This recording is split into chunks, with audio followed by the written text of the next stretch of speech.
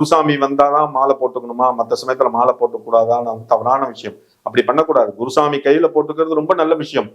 அப்படி இல்லை அப்படின்னா உன் அம்மா கையில நீ மாலை போட்டுக்கலாம். ஏன்னா ஐயப்பனுக்கு பிடித்த தெய்வம்ங்கிறது அம்மா தான். அம்மாவுக்கு அடுத்ததான் குருசாமி எல்லாமே. அம்மா மாலை போட்டு விடுறான்னா அம்மா கையில மாலை போட்டுங்க. திருப்பி மலையிலேருந்து வந்தோன்னா அம்மா கையால கைட்ட சொல்லுங்க மாலையை.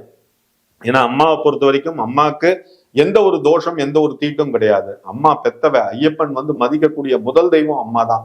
அப்படிங்கும் போது அம்மா கையால் நீங்க மாலை போட்டு மாலையை எடுத்துக்கலாம். சில பேருக்கு மனசுக்குள்ள இருக்கும், நம்ம குடும்பத்தை இங்க விட்டுட்டு வந்துட்டோமே, இனிமே இந்த குடும்பத்தை யாரு பார்த்துப்பா, நம்ம வர வரைக்கும் யாரு பார்த்துப்பா அப்படின்னு சொல்லிட்டு நீங்க கவலைப்பட வேண்டிய அவசியம் கிடையாது. காரணம் ஏன் அப்படின்னா ஐயப்பன் அவருடைய வலப்புறம் இடதுபுறத்துல உள்ள கருப்பண்ண சுவாமி பெரிய கடுத்த சுவாமிக்கு கட்டளை இட்டது என்ன விஷயம் தெரியுங்களா? என்னுடைய பக்தன் ஒருவன் இன்று சபரிமலை கிளம்புகிறான், அவன் வீட்டுக்குள்ள வர வரைக்கும் அவன் குடும்பத்தை நீங்க தான் பார்த்துக்கணும்னு சொல்லிட்டு அந்த பெரிய கடுத்த சுவாமி சிறிய கடுத்த சுவாமிக்கு ஐயப்பன் கருப்பண்ண சுவாமி எல்லாருக்கும் உத்தரவு பிறப்பிச்சிருப்பார் ஐயப்பன்.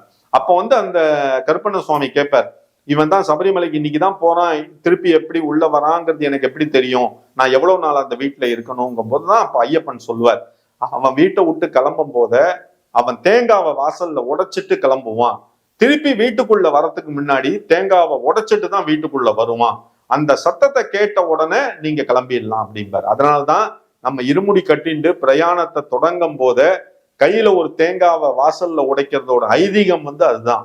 அதாவது அந்த கருப்பண்ண சுவாமிக்கு தெரியுமா, இந்த தேங்காவை உடைச்ச உடனே இந்த பக்தன் சபரிமலைக்கு கிளம்பிட்டான், அப்ப அவன் குடும்பத்தை நம்ம பார்த்துக்கணும்னு சொல்லிட்டு அந்த பக்தன் கிளம்பின தருணத்திலேயே அந்த கருப்பண்ண சுவாமி வீட்டுக்குள்ள காவல் தெய்வமா நம்ம குடும்பத்தை காப்பாத்துவாராம்.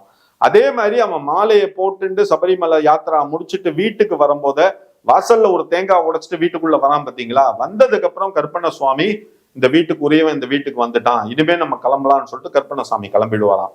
இதுதான் ஐயப்பன் இந்த கருப்பண்ண சுவாமி பெரிய கடுத்த சுவாமி சிறிய கடுத்த சுவாமிக்கு விட்ட கட்டளை. அப்படிங்கும் போது நம்ம பயப்பட வேண்டிய அவசியம் கிடையாது. குடும்பத்துல ஒருத்தர் சபரிமலை போயிருக்காரு அப்படின்னா அவன் குடும்பத்தை பார்த்துக்க ஐயப்பனோட தூதர்கள் இருக்காங்க.